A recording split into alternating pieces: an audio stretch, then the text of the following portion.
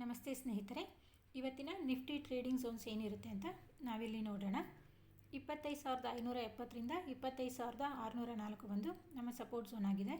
ಮತ್ತು 25,679 ಮತ್ತು 25,767ರ ಮಧ್ಯೆ ನಮ್ಮ ಪೈವೋಟ್ ಝೋನ್ ಇದೆ. ಮತ್ತು 25,841 ಮತ್ತು 25,875 ನಮ್ಮ ರೆಸಿಸ್ಟೆನ್ಸ್ ಝೋನ್ ಆಗಿದೆ.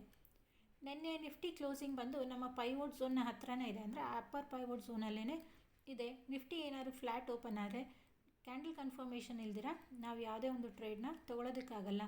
ನಿಫ್ಟಿ ಬಂದು ಪೈವೋಟ್ ಝೋನಲ್ಲಿ ಏನಾದರೂ ಓಪನ್ ಆದರೆ ಫ್ಲ್ಯಾಟ್ ಮೂಮೆಂಟ್ನ ನಾವು ಎಕ್ಸ್ಪೆಕ್ಟ್ ಮಾಡ್ಕೊಬೋದು. ಅಂಟಿಲ್ ಈ ಝೋನ್ನ ಬಂದು ಬ್ರೇಕ್ ಮಾಡಿ ನಮಗಿಲ್ಲಿ ಬುಲ್ಲಿಶ್ ಕ್ಯಾಂಡಲ್ ಕೊಡೋವರೆಗೂ ನಾವು ಯಾವುದೇ ಒಂದು ಟ್ರೇಡ್ನ ತೊಗೊಳೋದಕ್ಕಾಗಲ್ಲ. ನಿಫ್ಟಿ ಗ್ಯಾಪ್ ಅಪ್ ಆಗಿ ಈ ಝೋನಲ್ಲಿ ಏನಾದರೂ ಓಪನ್ ಆದರೆ ಇಲ್ಲಿ ಬಂದು ನಮ್ಮ ರೆಸಿಸ್ಟೆನ್ಸ್ ಝೋನಲ್ಲಿ ಒಂದು ಬ್ಯಾರಿಶ್ ಕ್ಯಾಂಡಲ್ನ ಫಾರ್ಮೇಷನ್ ಮಾಡಿದ್ರೆ ನಿಫ್ಟಿನಲ್ಲಿ ಮತ್ತೆ ಒಂದು ಡೌನ್ ಟ್ರೆಂಡ್ನ ನೋಡಬಹುದು.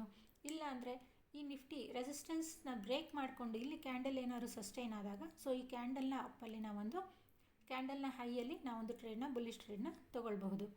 ನಿಫ್ಟಿ ಗ್ಯಾಪ್ ಡೌನ್ ಆಗಿ ನಿಫ್ಟಿ ಈ ಝೋನಲ್ಲಿ ಏನಾದರೂ ಓಪನ್ ಆಗಿ ಈ ಝೋನ್ನ ಬ್ರೇಕ್ ಮಾಡಿ ಒಂದು ಬ್ಯಾರಿಶ್ ಕ್ಯಾಂಡಲ್ ಕೊಡೋವರೆಗೂ ನಾವಿಲ್ಲಿ ಯಾವುದೇ ಒಂದು ಟ್ರೇಡ್ನ ತೊಗೊಳೋದಕ್ಕೆ ಆಗಲ್ಲ. ಇಲ್ಲಿ ಬ್ಯಾರಿಶ್ ಕ್ಯಾಂಡಲ್ ಕೊಟ್ಟು ಈ ಲೆವೆಲಲ್ಲಿ ಏನಾದರೂ ಸಸ್ಟೈನ್ ಆಗಿ ಇದಕ್ಕೂ ಕೆಳಗಡೆ ಬಂದಾಗ 25,600 25,600ವರೆಗೂ ನಮ್ಮ ಟಾರ್ಗೆಟ್ನ ಇಟ್ಕೊಳ್ಬೋದಾಗಿದೆ.